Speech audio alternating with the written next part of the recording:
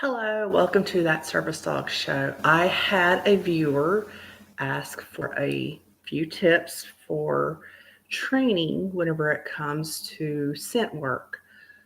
Specifically for this person, diabetic alert.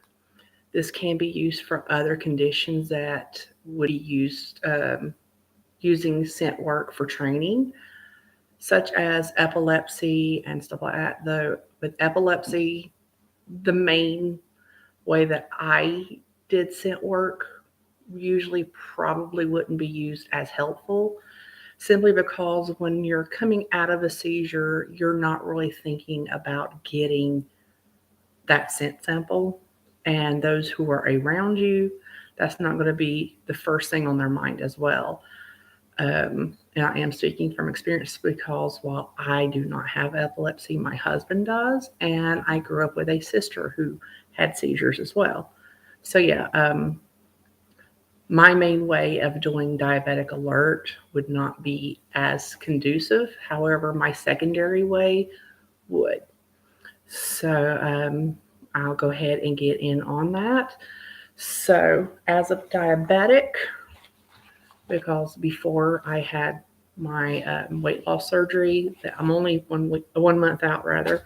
So hopefully by this time next year, I will not be in the condition I am now. However, prior to surgery, things like this was a big part of my life.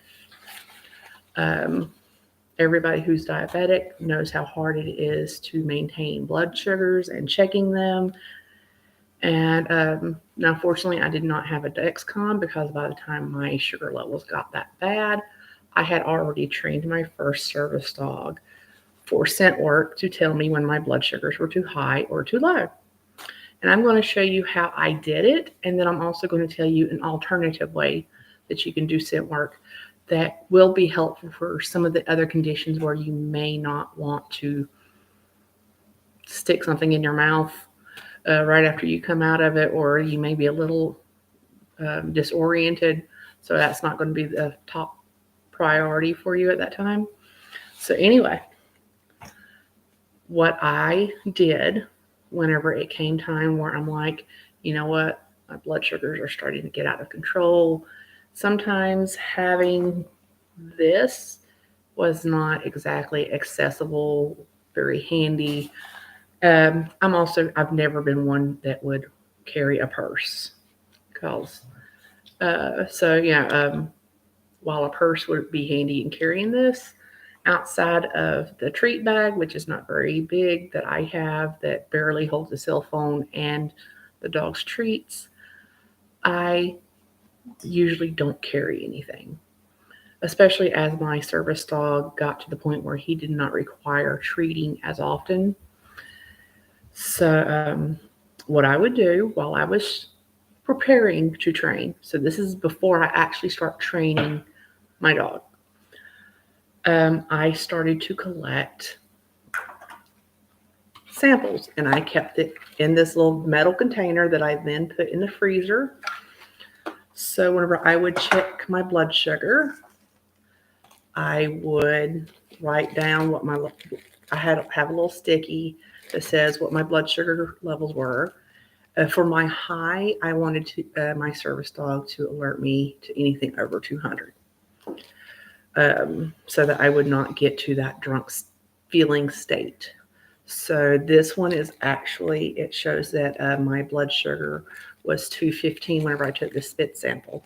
And that is what it was. I also have some that are my lows. This is a 68.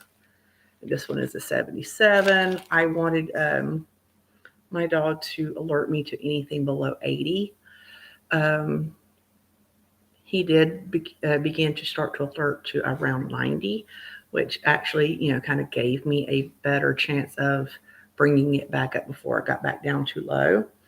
But what I would do is, I would prick my finger, I'd find out what the numbers were, and then I would take a cotton ball, anything, just like any of them that you can find in the health and beauty aisle, and I would put it in my mouth,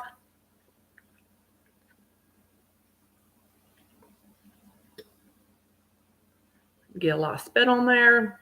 I'd put it in the freezer bag. I would label it, and I would freeze it. And I would get several different samples of both my highs and my lows. And then I would decide which one I wanted to work on first, because you really don't want to try to train for both at the same time because of the fact that you're going to confuse your dog. So I chose my lows first. So I would then, have my dog smell the cotton ball. And I also started having him smell my breath whenever I would actually check my blood sugars and I would see that they were out of range. And then I would give a treat. So started to associate the smell of the ketones in my spit with getting a treat. And then after a while, whenever he started to associate that, then I would have him smell. I would then give him a command to do the action that I wanted to eventually become the alert. And then I would give him a treat. So some dogs may pick up on this much quicker, and some it may take a little bit longer. So be patient. But once you have that association, something else that you can do is also get, like, I have Easter eggs. This is a football shaped or football designed one, but I got Easter eggs. And then I would take my spit sample and I would put it in. And then I would have a couple of different Easter eggs, but only one had the cotton ball with the spit sample in it. And I would reward the dog for finding the spit sample. And it was just more of a mental stimulation for that part. But again, that does kind of help with the dog learning the smell without being right up next to it, so that you can have the dog smell the ketones that are on your breath without being right there at your mouth.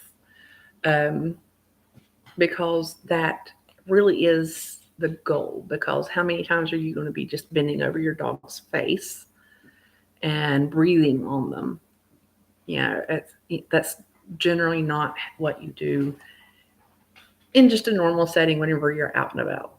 So you're going to want your dog to be able to smell those ketones from the floor, from across the room. General has actually alerted to low blood sugars from across the room whenever he was already put to bed in his crate with the blanket on top. So a dog that has fully been trained should not need you to be right there. But so, once you get the alert for the lows, then, and the dog has mastered those, then you can move on to the highs. And it's the same process, but you would then choose a different alert. So, you can have a low being where the dog would paw your left leg maybe, and then you can have the high being the right leg, or you can have where they kind of tug on your arm for one, whatever works best for you, whether the dog needs to jump on you to say, hey, check your blood sugar. So that is a very simplistic way of training for diabetic alert. Diabetic alert is actually one of the easiest ways or easiest tasks to teach for a service dog, rather, because there is a scientific item, a chemical that your dog is. Alexandra's getting ready to want to go outside. But there's actually something that science has identified that this is what the dog is going to be identifying and alerting to. So, so that would be, no, lay back down. Sorry. But anyway, so a secondary way that you can teach for, instead of doing spit, because, some people may have sensory issues with putting these cotton balls in their mouth. And again, it would also help for things like seizures, where you're not going to be putting anything in your mouth right after you get out of having a seizure. And by the time you actually think about it, whatever it is as far as the chemical imbalance in your particular system that is released during and after a seizure, by the time you're actually going to think about it and be able to do it, the levels are going to be much lower. So another way that you can do scent work is going to the feminine hygiene aisle and getting panty liners. Why panty liners? Because we are going to be collecting, instead of spit samples, sweat samples. And you would put the panty liners in your high sweat zones, like the crease of your thighs, the back of your knees, like on the inside of your pants, or the underarm area of your shirt. And then after you've had your high or low for your diabetic, or after you've had a seizure or another condition where you're wanting to train for scent samples, then you just remove that panty liner and you save that, because the sweat that's on the top layer will be what you will need to start working with your dog. And then the rest of it, it's the dogs are back there wanting to play.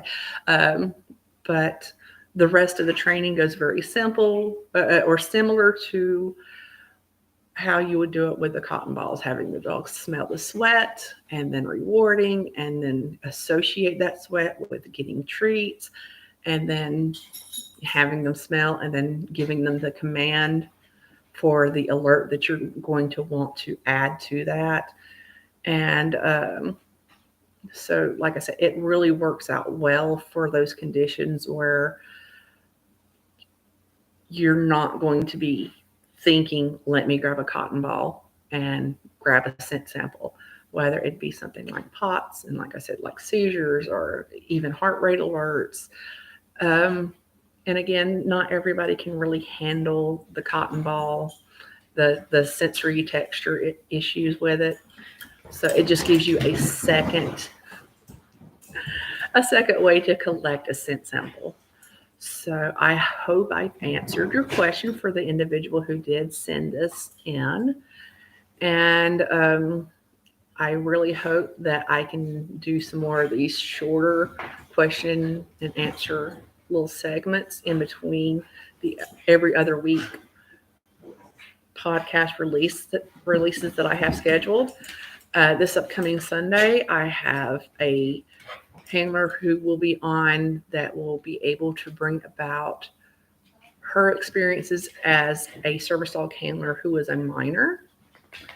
2 weeks after that, on November 12th, I believe, I have an individual who is well versed in getting school accommodations with the 504. So that will be the topic of discussion for November 12th.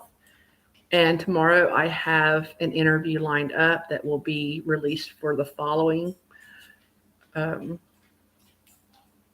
scheduled release. It will actually be about traveling, getting ready for your first plane ride and going on a vacation. This particularly, it will be an individual who is well versed in both traveling great distances to go to Disney. So it'll kind of be like a two-parter. We're going to try to keep it as short as possible, but I know that flying is an issue that many people have questions about, regardless of where you're from. And we can feel super confident with our dog as our partner whenever we're going to Walmart or Food Lion or to the local flea market. But the moment that you start thinking, oh, I have a trip that I have to prepare for, it can feel very overwhelming, which is why this is going to be the topic of discussion right around Thanksgiving. So I hope that you tune in and enjoy the segments that I already have up, as well as those that are planned out for the next month. And I do hope that you will like and you'll subscribe and share it with your friends. And if you have any questions that you don't want to put in the comments section, you can do like the other individual did. You can contact me on that service dog show at yahoo.com. We're also on Facebook. And until this next Sunday, whenever I have this stream for the minor handler, I hope that everybody has a wonderful day, and I will see you then. All the dogs are playing.